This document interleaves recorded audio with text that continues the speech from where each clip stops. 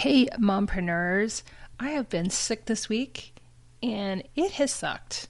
So let's talk about, in this episode, strategies we can use to maneuver life and business and family when illness strikes.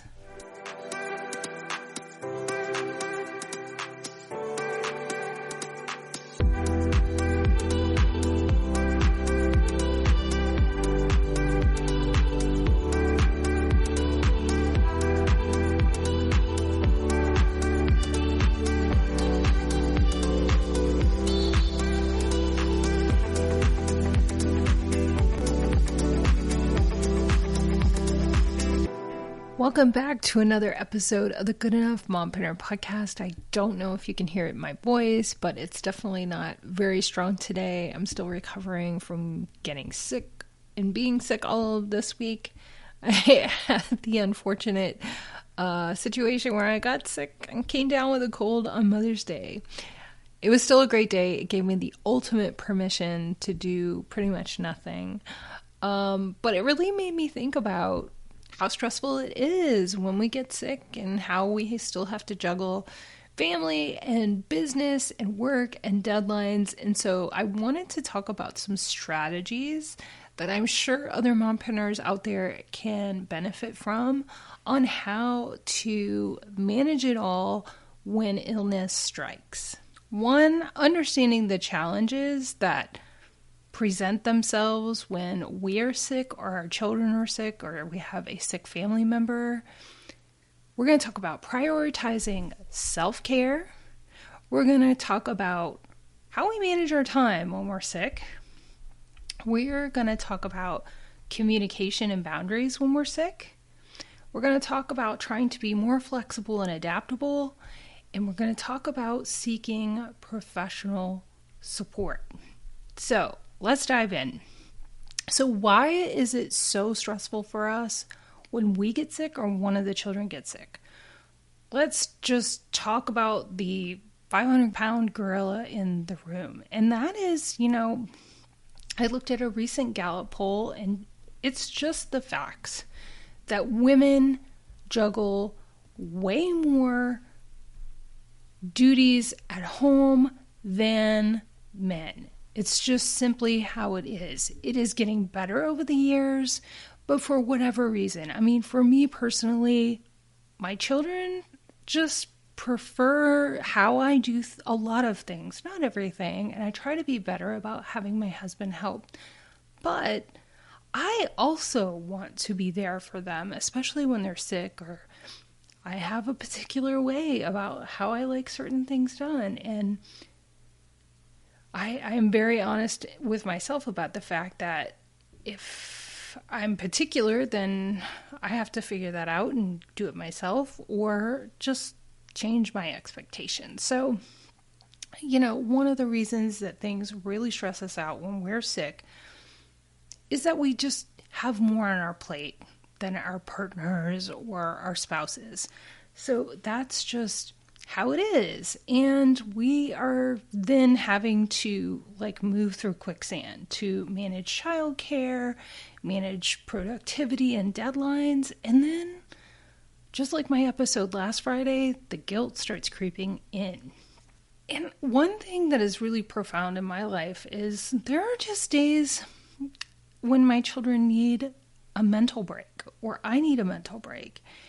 And I feel a lot of pressure from the school to make sure my child is there every day.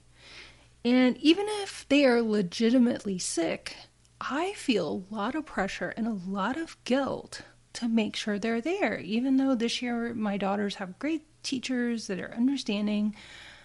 But yeah, that feels like a lot of pressure to me. And then, then creeps in all of the societal pressure. Oh, you have to make sure your kids are at school. What, your kids are not there again? You're sick again? That's another thing that I hear all the time. Oh, you seem to get sick a lot. Well, I don't know. That's just us. So there's a pressure to be well all of the time. I mean, if this is sounding familiar to you, please let me know, because I would love to hear that other people feel a lot of pressure when they are not well. Like, they just don't seem to get permission from society, from school, from work, from ourselves, that it's okay to be sick. It is, I think it's a really big topic of conversation that we need to constantly talk about and think about, because we just get sick unexpectedly. So during this time, of course, we still have to balance work and family. So let's talk about prioritizing self-care.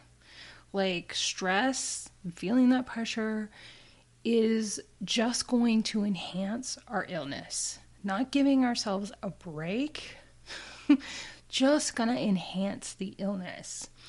So let's talk about some things that we can start to do and strategize when we don't feel well. And I think that begins with us. We just need to give ourselves permission to be okay with not feeling well, and not give ourselves permission not to perform at the highest level all the time. Then I think we need to start doing things like eating well, even though when I'm sick I want to eat terribly. Staying hydrated, doing all the things for maybe our kids that we do for them, make sure that we take care of ourselves.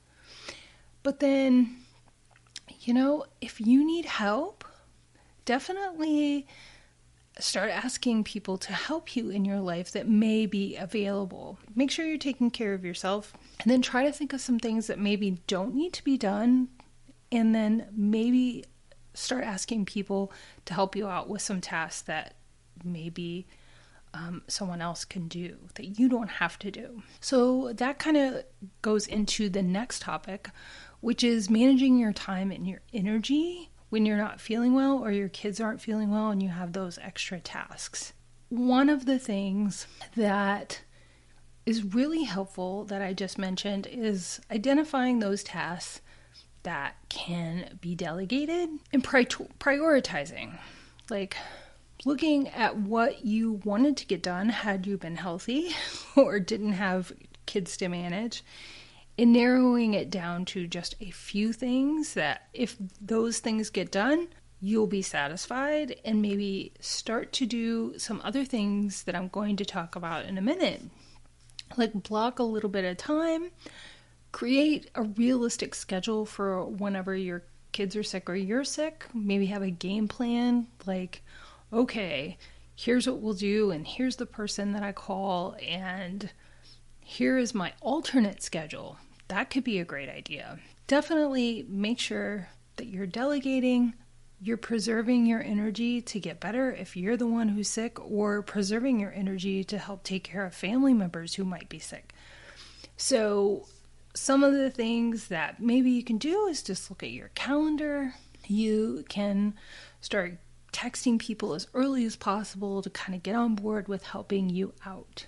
So when you're sick or there's illness in your family, it's not a time to be technologically challenged, because there's some things that you can do that can really help you out. And if you haven't started to use things like Instacart or Grubhub, those can be great. Ordering your favorite food online to make things quicker and easier. If there is any app or service that is really draining your time and your energy, especially when you're sick, look to see if there's somebody that you can hire or an app that you can use to help you out. Look at it as an opportunity to figure out how to do things more easily. The next thing that you need to talk about when you're sick is communicating what your needs are. And oftentimes we as women are just really bad at doing that. We put ourselves last, but then also we're not good at asking for what we need, and we're not asking for help. And this is a total message to myself, because I do this too. A way that you can either reach out to a client or somebody you had an appointment and say, hey, I'm really sorry, but today I have a cold. My throat hurts. I'm running a temperature. Unfortunately, I'm not going to be able to meet with you. I'm not going to be at my best, and I want to be at my best for you. and maybe provide an update or a status report, and then offer some times when you can reschedule. For me personally, I try not to be judgmental, but I've had people reschedule on me before and not kind of give any reason why. And that person has actually rescheduled on me multiple times and not really given a reason or even kind of expressed that they cared. I don't mind people rescheduling, but sometimes the tone can really help ease the situation.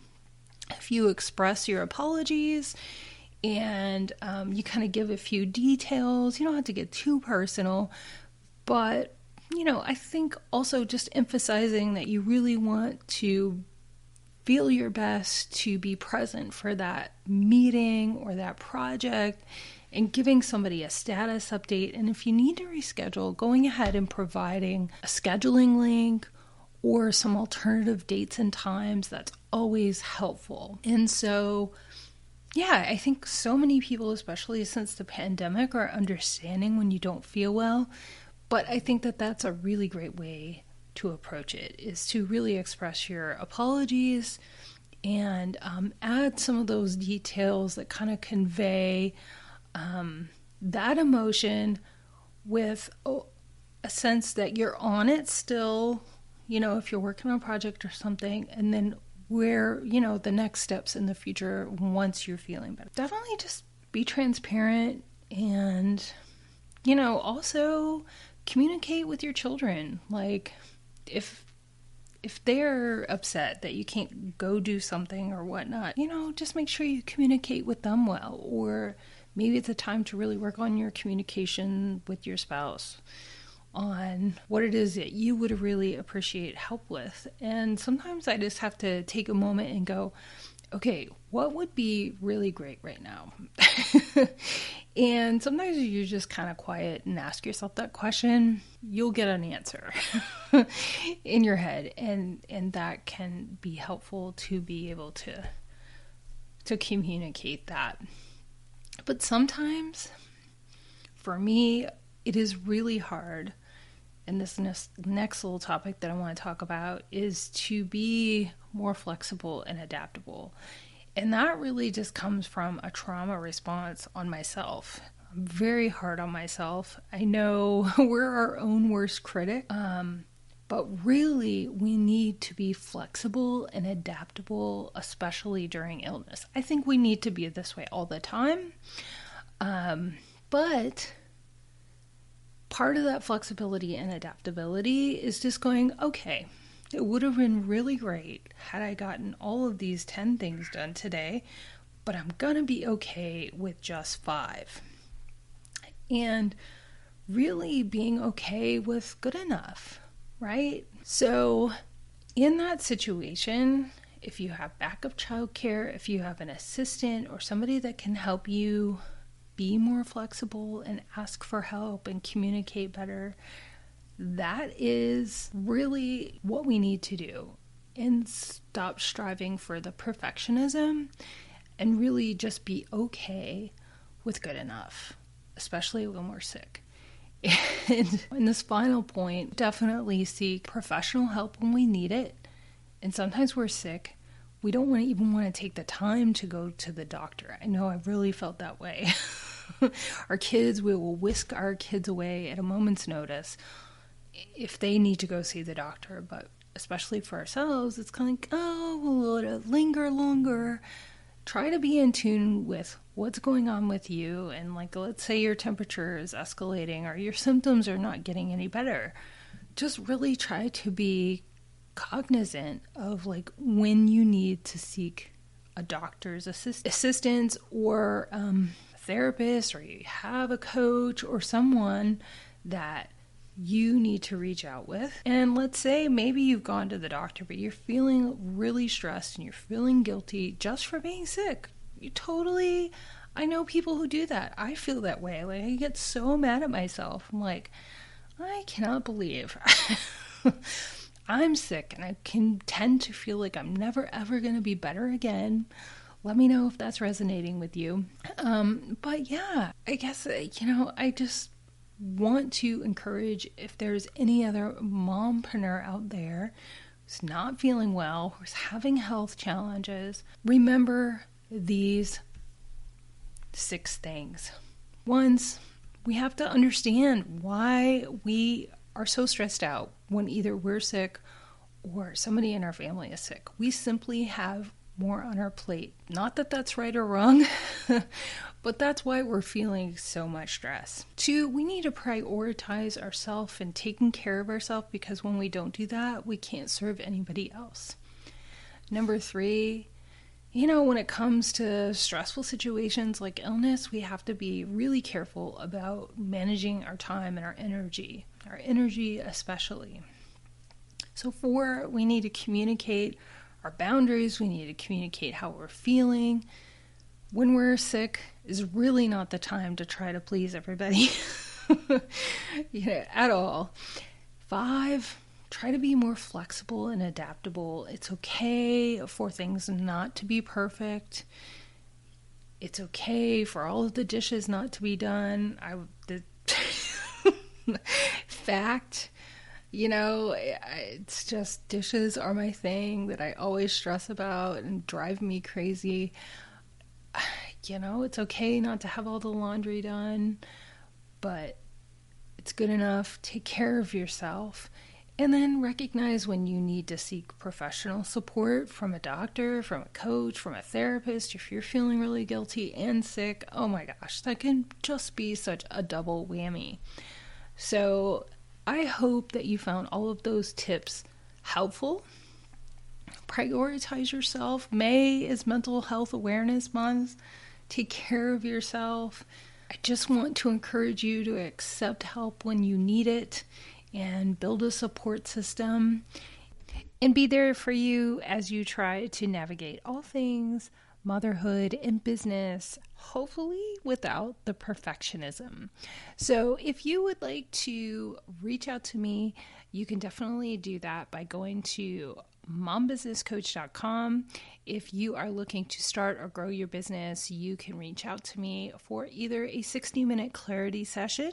If you're really not sure about how to approach starting your business, or you need to flesh out some business ideas, I'd be happy to do that with you. You can schedule a free call by clicking on the link in my contact page. And I also have an 8-week private curated one-on-one coaching program that can be curated on wherever you are in your business, whether that's starting your business and you're needing to set up a website and an email and get an EIN and do an LLC or whatnot, or need all of the things together in one place for someone to hold you accountable and to give you ideas on where you can go next. There's also a program for that too on my contact page. You can schedule a free call to talk about where it is you want to go. If you are loving this episode, I invite you to please go and give the podcast a review. Be sure to share it with anybody else you think may find it helpful. And then be sure to subscribe or follow the podcast. It's totally free. So you get a notification every Friday and Monday when we have a new podcast episode out. And I can't wait to share my interview with you on Monday with another amazing mompreneur. And I hope you have an amazing weekend. And I look forward to talking to you again on Monday. Have a great one.